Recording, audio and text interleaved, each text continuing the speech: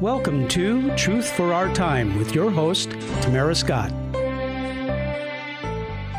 And good day. Thank you for joining us. My blessings on you and to you this bright, shiny day. We're filming a little bit early for those of you who usually join us on Wednesday at 10 a.m.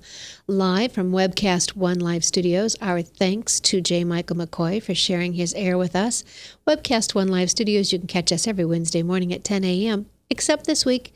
This week we're filming and taping at noon on Monday because I fly out and fulfill my responsibilities as a Republican National Committee woman in South Carolina this week. So by the time you hear this on 99.3, it will have been 5 or 6 days past. But the news, truth is always relevant. So some of the headlines might be past, or some of those issues we're talking about may be further down the page when you scroll through the internet. But the truth is always relevant in the core of everything that we believe and do. So thank you to J. Michael McCoy for Webcast One Live. And then we also thank 99.3 FM, KTIA, the Truth Network, the Christian voice of Central Iowa. My pleasure to be on that radio station back with a lot of the folks that I've been with on previous stations and other settings. And so whether it's David Jeremiah or some of the other folks I love to hear and listen to, today was actually the ACLJ talking about the Little Sisters of the Poor and the fact that the government is coming after them. Think that through. They waged the cost and went all the way to the Supreme Court. They prevailed in the U.S. Supreme Court. And that's not enough for this administration. No, they're going to come after them again. So it's not enough that this administration is forcing you and I to pay for things we don't agree with, like Planned Parenthood and my guest last week. If you didn't hear that show, I would invite you to go. I do now have it on the website, tamarascott.com. It is the show with Mackenzie Dreesen, whose alumni status was revoked from her sorority, the Delta Phi Delta sorority at Cornell College right here in Iowa. Not while she was in college, not while she was on campus. No. The tentacles of political correctness now reach past and extend the campus into your career. They decided they didn't care for something she posted on Facebook. Someone decided to berate her and take her apart on Facebook, which you heard Mackenzie say that she actually just decided at that point to get off, to block the person and be done with the conversation. She really didn't feel like she had come back at the person, other than some likes here or dislikes on other comments. And finding out 6 weeks later, the sorority decided to revoke her status. No hearing for her. Apparently they had some triumvirate. They had some process, but they didn't let her know about it. They didn't invite her to it. She didn't get to face her accuser, and she never got to defend herself. And part of the reasoning was they said it wasn't what she believed. Well, we can't come down with that type of a ruling. They said it was how she stated what she believed and that she was disrespectful to other sisters.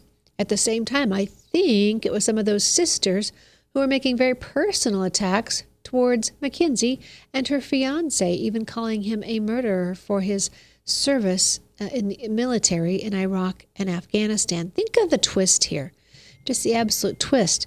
And of course, then I read through some of the other posts on the Cornell College Facebook page, and incredibly disrespectful, hateful, so graphic that we decided not to put most of them on the tamarascott.com webpage. Just absolute filth.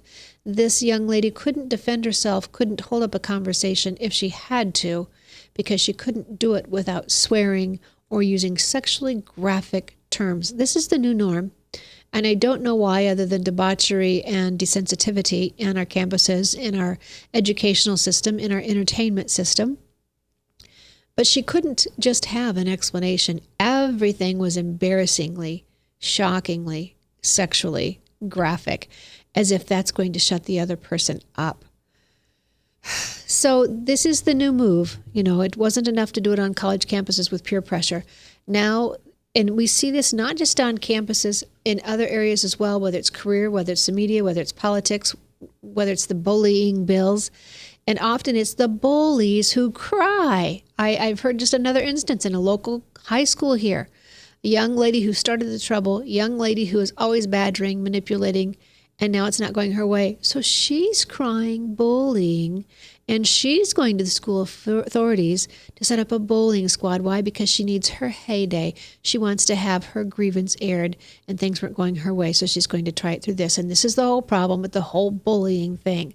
If we just come back to the golden rule, teaching people respect for everyone, treat others as you'd like to be treated, I think we could do away with a lot of this. So coming back to Mackenzie Dreesen, here's the deal. If you don't assimilate to the new group think, they won't tolerate as much as they demand it from you. So if you don't assimilate, they won't tolerate. Then they will work to humiliate, intimidate, isolate, confiscate, and then eradicate. You've seen it. I've seen it. If you don't assimilate, they will not tolerate. They will begin to humiliate, intimidate, isolate, so that you lose your friends, or they make such a big deal, or they embarrass you so much that other people will think twice about communicating with you, bringing you in, working with you. Then they will confiscate. Here they've confiscated Mackenzie's alumni status. Then they will eradicate. She is no more allowed. She's no more listed in her family line as an active member. They'll eradicate her from the process, from the discussion, from the conversation. You see it in other areas. I see it in other areas. And this is just, that's my little thing of what's going on. And if you ask me about it later, I'll have to study and see if I can remember it. I think I do have it on tamarascott.com in the Mackenzie Dreesen story. So take time to go back and listen to that. I'm not saying you shouldn't send your kid to college, but I would tell you to be very, very careful. Make sure you've got them well grounded, protected, a hedge of protection around them, and that they know what they're dealing with, and that you prepared them through Summit Ministries out in Manitou Springs with Dr. Jeffrey Myers, started by David Noble, or that you found some way to impart in them the wisdom and the ability to articulate what they believe in, what they stand for. Otherwise, if they don't go as a missionary, they become somebody else's mission field. And too often we know we're losing our kids in the education arena. And it used to be at the college level, and it is, but it's now down into the high school and to the junior high, which is why Ken Ham wrote the book he did several years ago. They're already gone. By the time we figure out our teens are rebellious, they're already gone. The heart has already been deceived. So parents, my heart with you. I pray with you over your children, but it is a very, very serious role. Raising your children is the most important responsibility you have on the face of this earth, for they will someday stand before God. And whether you have them prepared for that they can do it with a heart of excitement and eagerness to meet their Lord and Savior, or one of intimidation and fear because they don't know where they are. All will stand before him someday. And how is your household going to be ready? A couple of other announcements in preparing your household and getting them ready.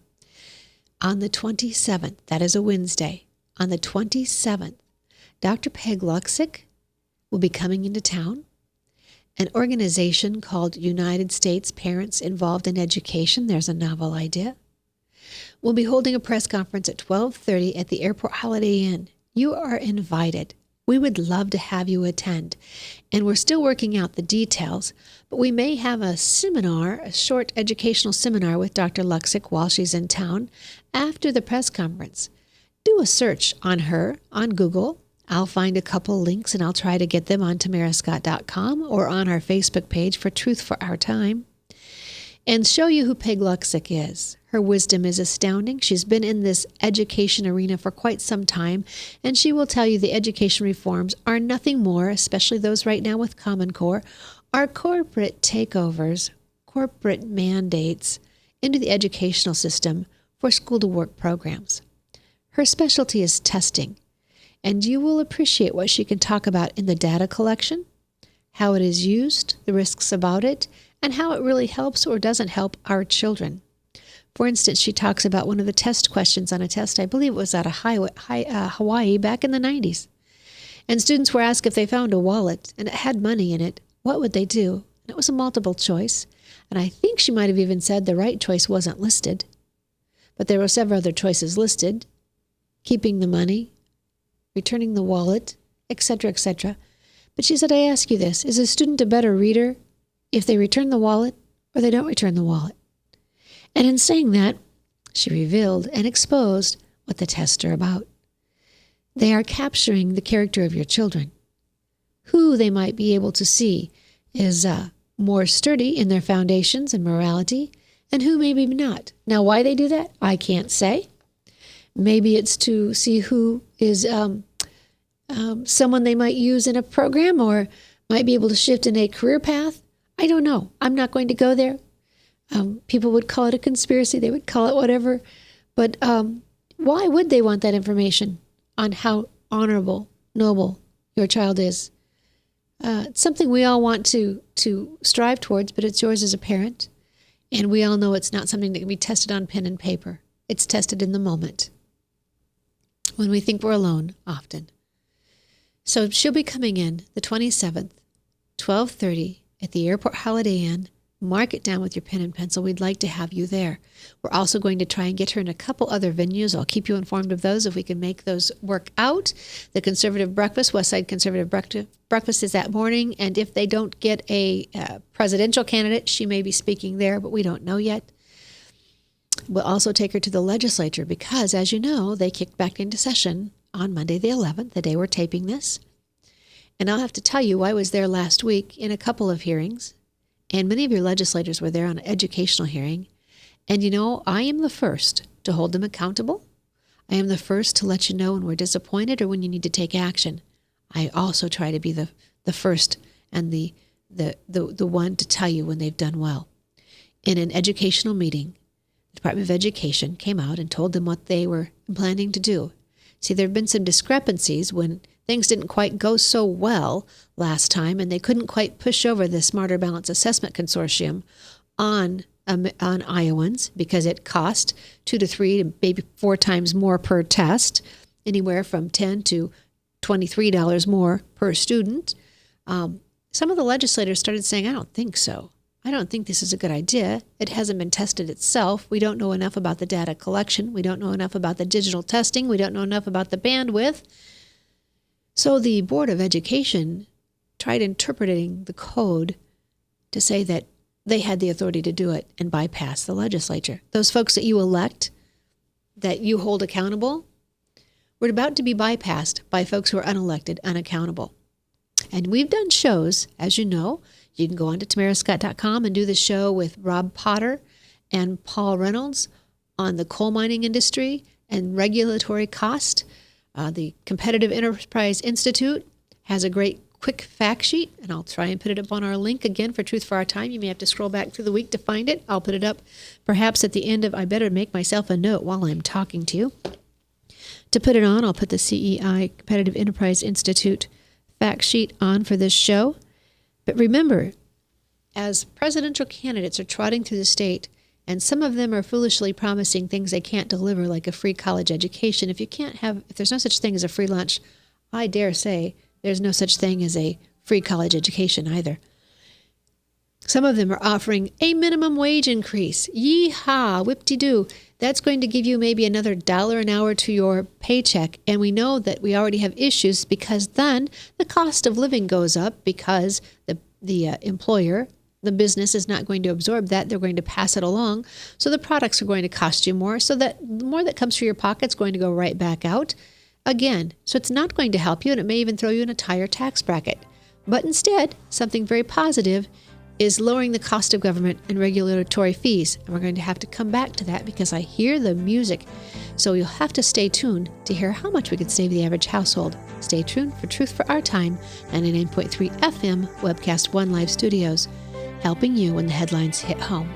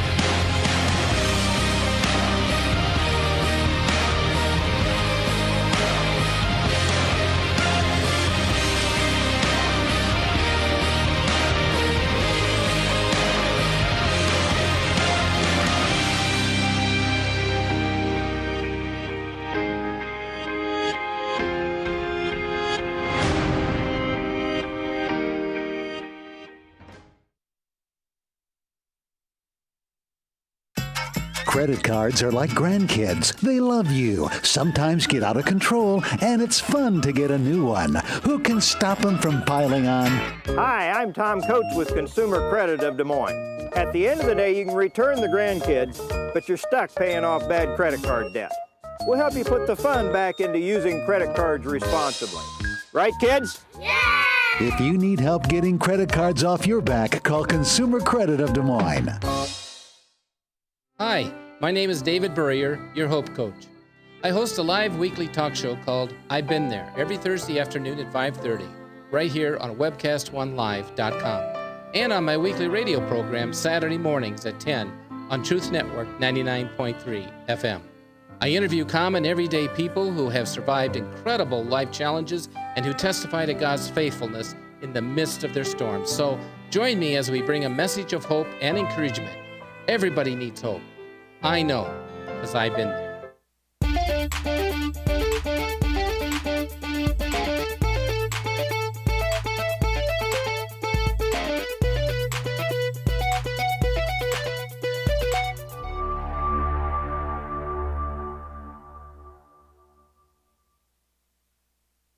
Rockton Prevention is celebrating 25 years of creating a caring community. We want to say thank you to the tens of thousands of Rock High School mentors that have carried our message of health, love, and encouragement to over 1.5 million children, teachers, and parents. Our mentors teach children methods and skills to prevent bullying and drug use. Thank you to all the school administrators, teachers, and counselors for their opportunity to serve you. Rock on, fair citizens, rock on!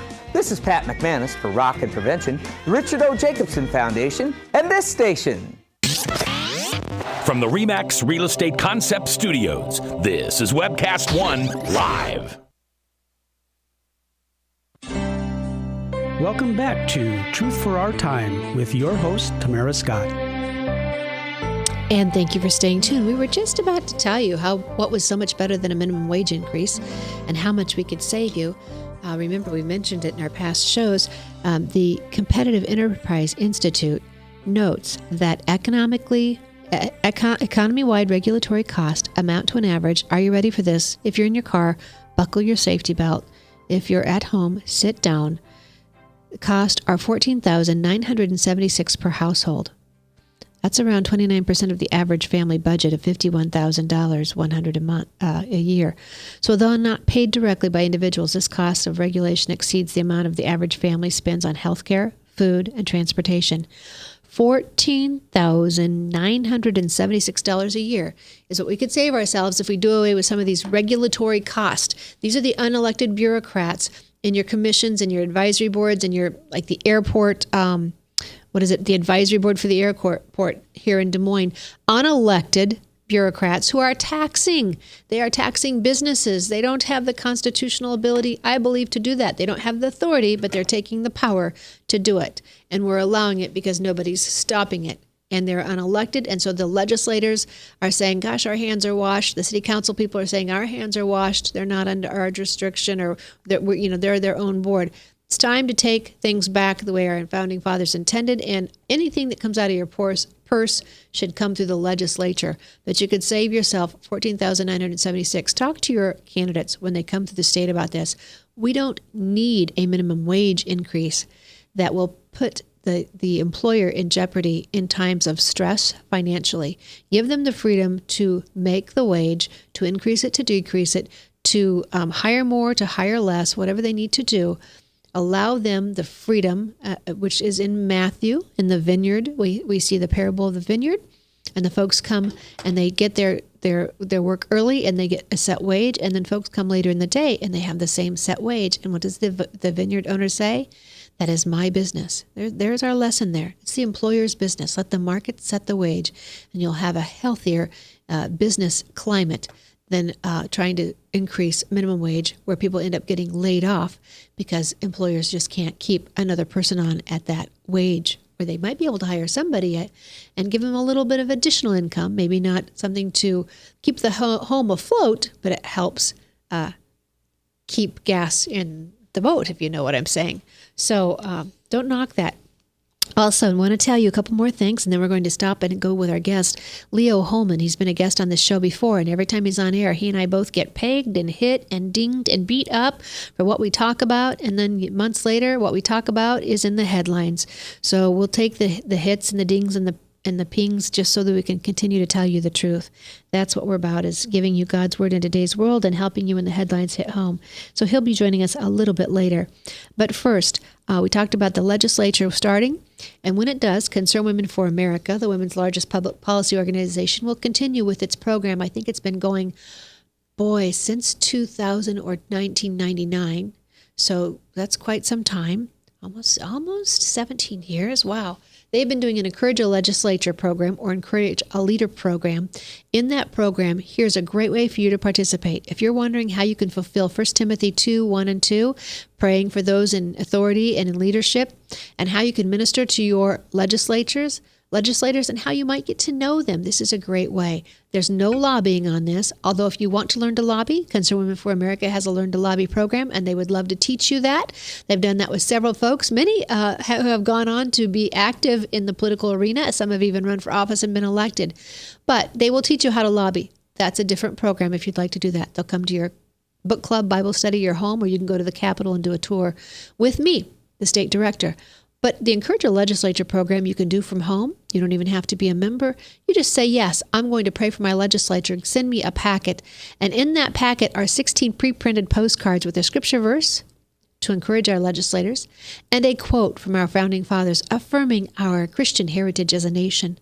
All you have to do is take those 16 postcards while you're sitting listening to a audio book or watching some TV. You can, or maybe some gospel music, you address those postcards, put your name on them as well, the return address and your name, and then you can write an additional note if you wish, a little loving note, a promising note. You can put that card in a fancier card if you wish. We have one lady out of Altoona who makes them, or Polk City, she makes the most beautiful cards by hand, and then she sticks the postcard in there. And she further encourages them. But you just have those a stack, then you stamped them, you've addressed them, you set them somewhere where it's handy, whether it's in your car, by the fridge, wherever it is. And then each week, on the same day, you slip it in the mail and you pray. You pray when God brings them to mind. You pray when you mail your card. You keep their family, their health, their direction for leadership, provision, protection, all of that. Pray for those in kings and authorities. That's what we do. It's a great way to do it. It's one of the cheapest ways you can do it, and Concerned Women for America can use your help doing it. You can find them on the Facebook, Concerned Women for America. You can find them on the web. Go to CWFA, Concerned Women for America, CWFA.org. Click on Iowa. Or you can find, I believe it is, director at CWFA.iowa.org. I think that's the address. It always concerns me a little bit, but I think that's it. On to that, the caucus is coming up. The many phone calls you've gotten. I went through my messages this morning. I had 16 messages. Of those 16 messages on my answering machine at home, 2 actually had a human voice. And of course, one was a recording, and the other was telling me about an event I needed to truck to see a candidate. You and I have been dealing with these phone calls for some time now. 16 in just a couple of days. It's all in vain if you don't go to the caucus. If you've never been to a caucus before, there are caucus training sessions. Your county political parties have them. You can call either political party where you think that you would best fit, the Republican Party, the Democratic Party, iowagop.org, Iowa Democrats spelled out .org, they're .org, iowodemocrats.org, iowagop.com.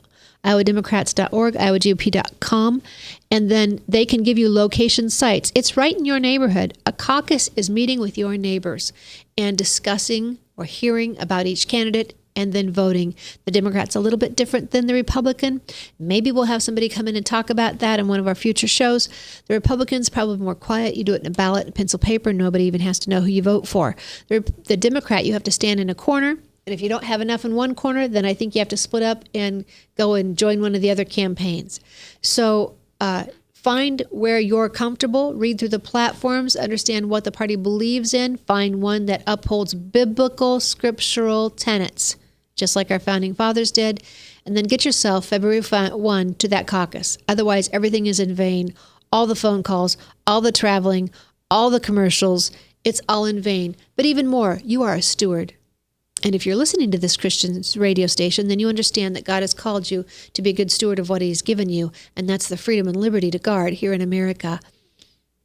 We the people. There is no king to blame. It is us. So we the people. Okay, so Ryan, I think he's going to be getting Leo to join us here quickly. I think I've told you about all the things I had on my plate to tell you today. I always thank you for listening, and I don't think I thanked Christians for America, Crave. Christians for America, Christians reviving American values every day. We are thankful for their encouragement, their sponsorship, and coming along with us from the very beginning and giving us the just the support to be on this show and the station. And if you want to help, they do have a 501c3 set up for us, and you can send something to them, and we can tell you how to do that in Florida. I'll gladly do that. And if you would like to consider sponsoring this show so that we can have truth on the air, information that you're not going to get on mainstream media, we would very much appreciate that support as well. And you can call Mac at Webcast One Live Studios, or you can call Chris Roloff. Either way, doesn't matter to me. You can tell I'm not in this for the money. I'm in this for the opportunity to tell you the truth you don't otherwise hear, helping you when the headlines hit home, living God's word in today's world. Leo Hohmann, I see the phone has lit up. Are you on the line? Yes, I am here, Tamara. Thank you for joining me today. Now, we only have maybe 25 minutes left in the show. And with you, gosh, I always want so much more, but I know your time is so precious. We were on air. I don't know when the last time was you were a guest, but we talked about your article called The Stealth Jihad, where you warned us that people were coming into the nation. Just give us a quick recap on that, if you will.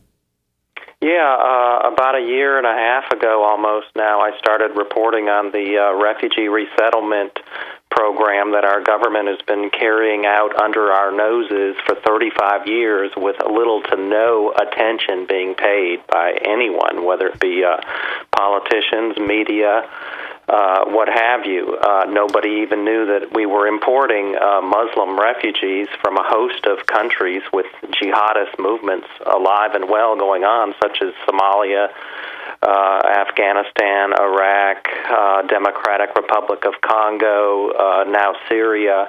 But when it came down to the Syrian civil war spreading out refugees throughout Europe, we suddenly heard a lot about refugees in the mainstream media, and it just sort of exploded from there, Tamara, as you know. And then we had the Paris attacks that killed 130 people. At least one of those 8 attackers turned out to be a refugee who had come in through the refugee ranks from the Middle East. Then we have a couple of Iraqi refugees arrested last week here in the United States and charged with being ISIS operatives who had been planning an attack. The FBI now tells us that they have active ISIS investigations in all 50 states. Almost 1,000 different cases in all 50 states. So this whole issue has just really come back to bite us, Tamara, and I still don't see a serious effort going on in Congress to thwart the president's plans to expand the refugee program, let alone, cut it back and try to get a control over it. Our president wants to expand it. We've been bringing in 70,000 refugees per year, about half of them from Islamic countries, for the last decade or two. Obama's not the first one to do this. It started much earlier, back in the early 90s, late 80s. But he wants to expand it. He's going to bring in 85,000 this year and 100,000 next year, 10,000 from Syria alone, which 99% of the refugees coming from Syria will be Muslim, Sunni Muslim. We don't know how many will have ties to ISIS or the other Islamic fundamentalist groups waging war in that country. So Leo, here's the deal. You and I talk about it, and then the left-leaning bloggers, whoever they are, love to just beat us up and try and make us look crazy. But I take that as a badge of honor, Mara. I really do. When Right Wing Watch writes about me, they're pitiful accusations, I think, ring hollow with the vast majority of Americans now, especially in light. I didn't even finish the whole scenario. Then we had after the Paris attacks, in which 130 people were killed. Then we had the San Bernardino attack, which killed 14 Americans by a husband and wife jihadist team. One of the wife came here on a fiancé visa, which their fiancé visas are handed out to the tune of about 36,000 per year, and our government now has tried to expand that and make it even easier for people to bring in someone who's a fiancé. You would be under a plan by the Gang of Eight, which passed the immigration bill in the Senate in 2013. Luckily, it died in the House. But under that plan, Paul Ryan and the others who supported that, Marco Rubio, they were going to expand the fiancé. Stay tuned, listeners. We've got to go to a break. We'll be right back with more. We'll finish it when we come back, Leo.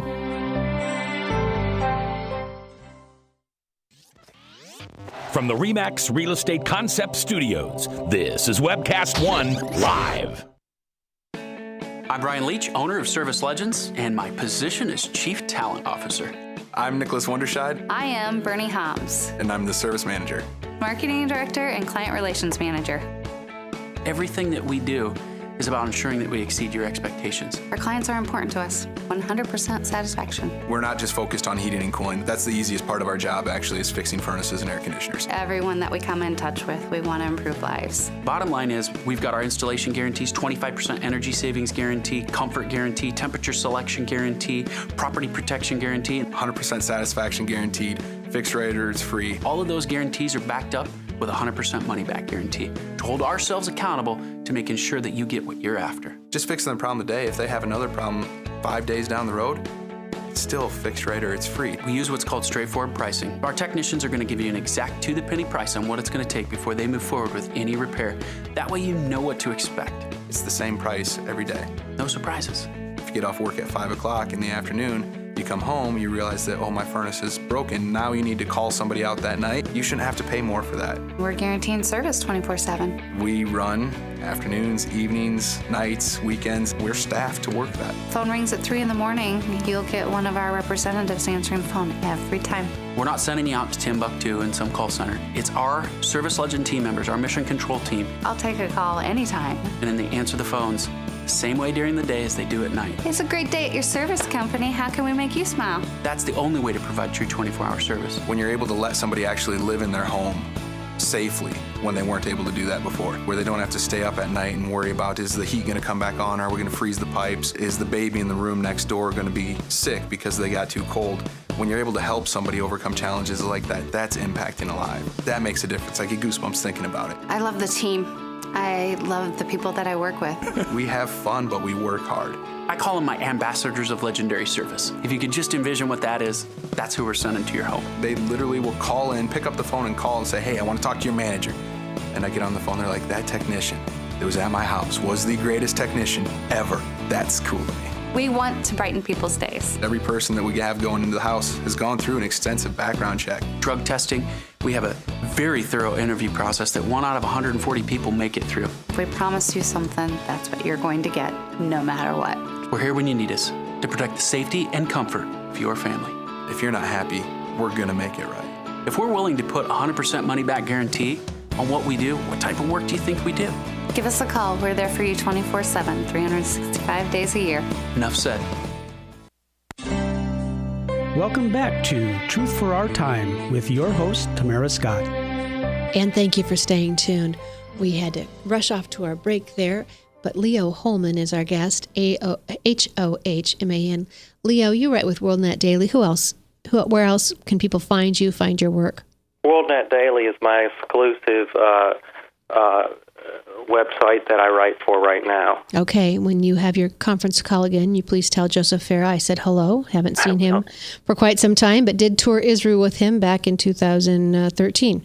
So tell him I said hello. But we were talking about the Gang of Eight, and that brings to mind we have folks here in the state, our candidates, and you were telling us some of the dangers and some of this. Yeah. So a couple of, one of the things that the Gang of Eight bill would have done would have been to, number one, expand the number of refugees coming into our country. Number two, it would have expanded the number of temporary guest workers coming into our country, which, they come here on 2- and 3-year visas and take jobs in blue-collar fields with the H-2B visa and white-collar fields with the H-1B visa. It would have also expanded the fiancé visa, which I said that there was 30-some thousand issued per year right now. However, they would have expanded that to green card holders, which means you wouldn't have even had to be a U.S. citizen, and you could have brought someone in as your fiancé. You could just be a green card holder here in the United States, and you could bring in a fiancé, say, from Saudi Arabia or Yemen or Iraq, who could come and join you as a lawful resident of this country with very little screening, which we saw in the San Bernardino attack, where this woman came from Saudi Arabia with lied on her visa, and it was just never checked. And so, in this latest omnibus bill, it had funding for the refugee program as well. Fully funded, yes. Obama's expanded refugee program, like I said, 85,000 this year, 100,000 next year, was fully funded in this omnibus bill. It certainly was. And it also snuck in some language at the last minute that would quadruple the number of H-2B guest worker visas, potentially quadruple the number issued each year. And this H-2B visa is given to immigrants who want to come in for 2 to 3 years and work in blue-collar fields, take jobs, in landscaping, forestry, trucking, construction, hotel, motel maids, low-skilled positions that used to be very good jobs for Americans, right, who don't have a lot of education, will now be going to foreign workers. Somehow we've it's a biblical issue that there's no honor. If you have a labor and for pay, there's honor in doing work. And somehow we've decided that only certain positions, I've heard people are supposed to be pro-immigration attorneys will say to other folks, you don't want to do that job. Leave it for them to do. So we're creating... Well, where are all these people going to work? Everybody cannot have a college education and work in, the technology field. And by the way, we're even taking jobs from Americans in those fields with the H-1B visa, which allows people with high skills to come into this country and take jobs in the technology sector. And we've heard about this happening with company after a company, the most high profile of which was the Disney company, which laid off some 200 tech workers and made them train their replacements. I heard that. Tamara. I heard that. From India. Well, I would guess some of those folks might train them a little funny, if you know what I mean. Well, if you didn't train your replacement, you were not given your severance package. Wow. So you had to train them or you would lose your severance. So you were responsible for how they produced. What if they didn't get the training you gave? Anyway, I digress. But it's insane. It's just insane. It is insane. And honestly, as I was talking about before you came on the show, the Competitive Enterprise Institute has a fact sheet called, I think they've got it called the Commandments, that we could save $14,976 a year, I think it was, if we would reduce regulatory cost. If that were the deal, then these other jobs you're talking about where people are saying only immigrants will do them, they would be honorable jobs again, and folks could do whatever their heart chose. If they wanted to be out inside doing landscaping, if they wanted to be out being a mason and a bricklayer, they could do what they wanted to do and still afford to live if we could get rid of some of these government regulations. But let's get back on track. I have in front of me an article. A Muslim immigrant chanted Allahu Akbar while raping a gas station attendant and now refuses to appear in the North Dakota court. This is from December 14th. Is Somali immigrant refusing to appear in North Dakota because he simply does not recognize American law. So, and have you heard anything about Minnesota and the taxi drivers at the airport there refusing to take cab fares? Oh, absolutely. Or they would refuse to take a cab fare from somebody who's got a six-pack of beer that they have not open, totally legal in a package. A bottle of wine not open, totally legal in a package. They would refuse to transport those customers because that's against Sharia, Islamic law. You cannot drink liquor. So they would not transport those customers. Is that what you're referring to? Yes, and I've heard also of seeing eye dogs. Yes, right, because dogs are unclean in the Muslim faith, correct. Which is a federal offense, I think, if you refuse a seeing eye dog. Yet they get, a good many, majority, if not close to a majority of the cab driver jobs in Minneapolis. But they don't have any pushback on this. So this we haven't talked about off on air, and a good attorney will tell you never ask a question you don't know the answer to in front of an audience. But, Kim Davis got hauled into jail because she didn't fulfill what they said was a law, and I would disagree. I would say the whole Kim Davis thing wasn't just a freedom of religious thing. She was asking for the law that said she had to now issue same-sex marriage applications because there was no law. A court decided, but there was no law. It did not reconcile with the Kentucky law. And that's what she was asking for. These guys have a law. The ADA, the American Disabilities Act, is already a law. If they've got a dog, they don't have a choice. Yeah, well, as we've seen, Tamara, there's two different standards in this country now for freedom of religion.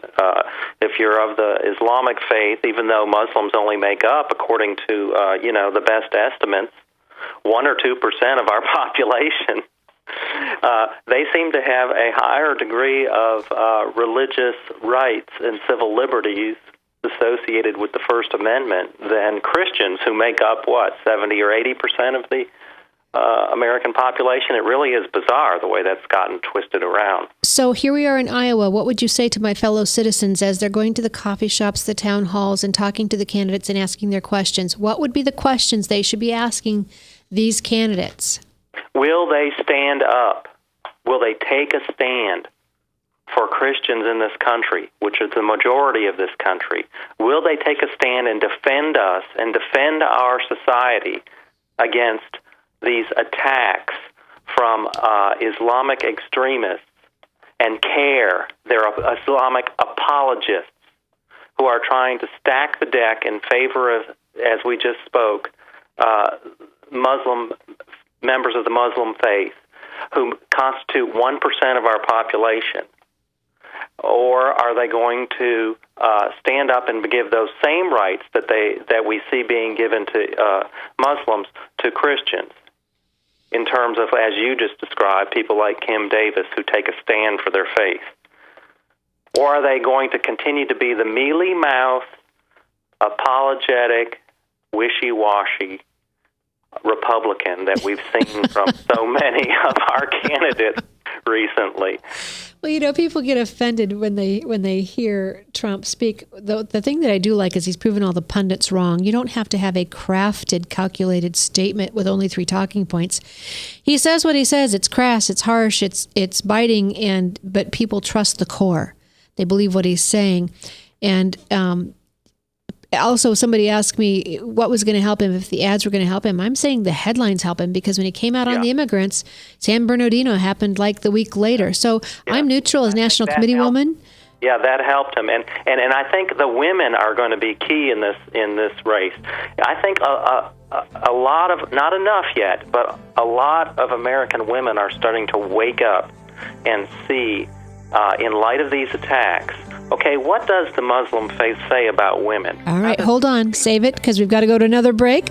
You're listening to Truth for Our Time. Tamara Scott, 99.3 FM, Webcast One Live Studio.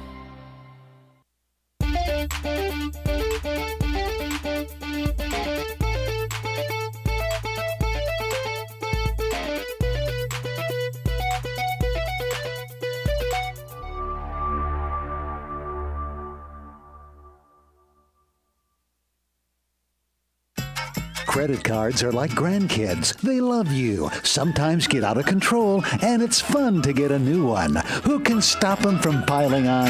Hi, I'm Tom Coates with Consumer Credit of Des Moines. At the end of the day, you can return the grandkids, but you're stuck paying off bad credit card debt. We'll help you put the fun back into using credit cards responsibly. Right, kids? Yeah! If you need help getting credit cards off your back, call Consumer Credit of Des Moines.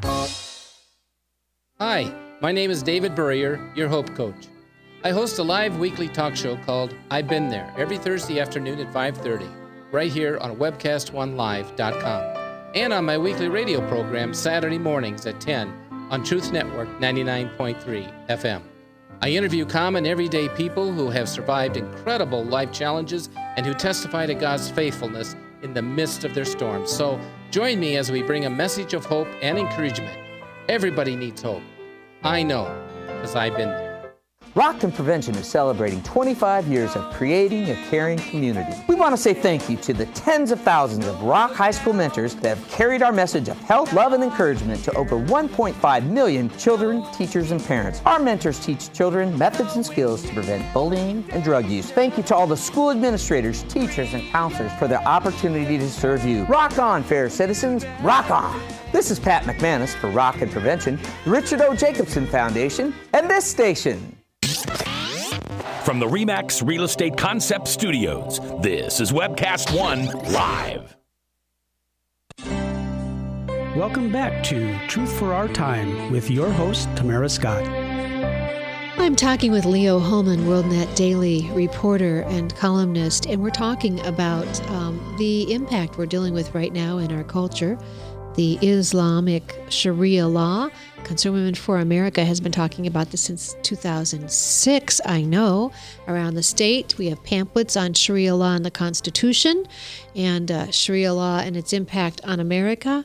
Leo, you were just about to mention the women's vote, and of course we know Sharia law, not so, how should we say, welcoming, fair, honorable for women.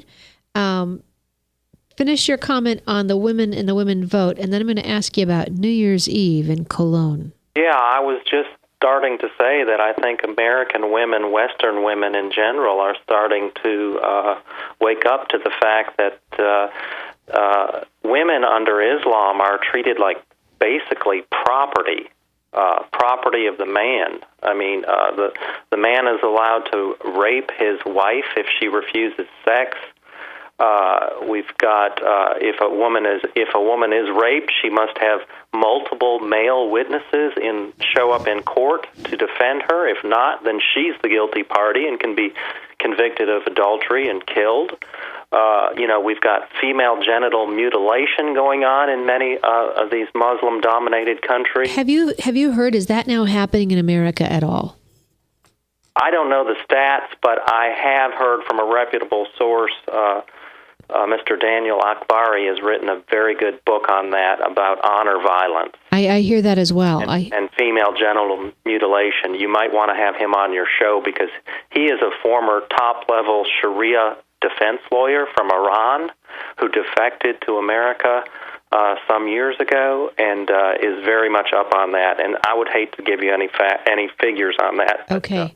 He definitely says that it is on the rise, I believe. I'm hearing the same thing, so I'll get in contact with you and get more information from him. But continue on with our women, the women vote, and New Year's Eve. I mean, as you're saying, if a woman gets raped, it is her fault, and she's now the only. It's her fault unless she can produce 3 or 4, male witnesses who can say that she was raped. And they will not witness against another Muslim. Exactly. So, what are the chances? So New Year's Eve. Yeah, so that brings us to New Year's Eve in Germany. Cologne, Hamburg, these major cities in Germany saw just a wave after wave of attacks on women on New Year's Eve. Over 500 cases of Muslim crimes against women. CNN is reporting that 40% of them were sexual assaults. So you had 560 violent crimes. 40% of them were sexual assaults, and they were carried out almost exclusively by men of Middle Eastern and North African descent, Muslim migrants, which we know Angela Merkel, the Chancellor of Germany, has recently invited 1.1 million Muslim migrants into her country from the Middle East and North Africa. And the response there now in Germany is, wow, what have we done? We're seeing people rallying in the streets. We're seeing German police using water cannons against their own people who are upset about this. We're seeing the German government threaten its own people, Tamara, as far as what comments they can make on social media, Facebook, Twitter. If you are too critical of the Muslim migrants, you will get fined or put on probation by your own government. And that's in Germany? That's in Germany. But haven't we also The Washington Post reported that last week.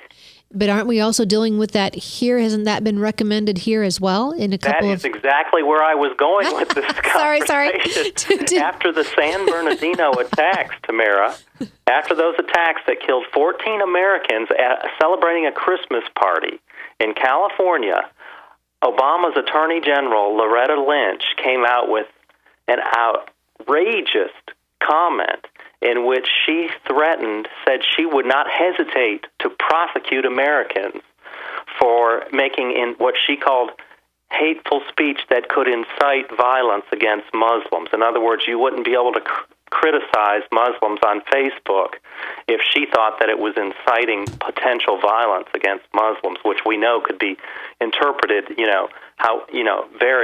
such vague language would be very dangerous. And threaten our First Amendment rights here in America. So you've got Obama trying to do the same thing that Germany and Sweden has done similar things.